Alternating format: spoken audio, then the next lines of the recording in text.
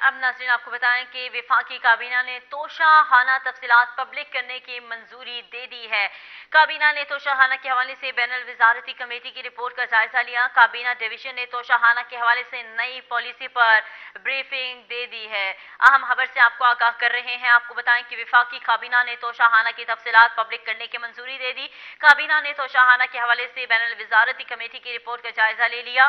काबीना डिवीजन ने तोशाखाना के हवाले से नई पॉलिसी पर ब्रीफिंग दे दी है। आपको बताएं कि वफाकी काबीना ने तोशाखाना की तफसीलात पब्लिक करने की मंजूरी दे दी है। अपडेट कर रहे हैं आपको इस अहम खबर के हवाले से। आपको बताएं कि वफाकी काबीना ने तोशाखाना की तफसीलात पब्लिक करने की मंजूरी दे दी। काबीना ने तोशाखाना के हवाले से बैनुल वज़ारती कमेटी की रिपोर्ट का जायजा लिया। काबीना डिवीजन ने तोशाखाना के हवाले से नई पॉलिसी पर ब्रीफिंग दी है।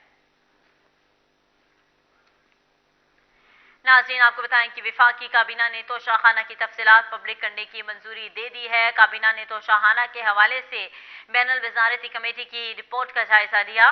काबीना डिवीजन ने तोशाखाना के हवाले से नई पॉलिसी पर ब्रीफिंग दी है।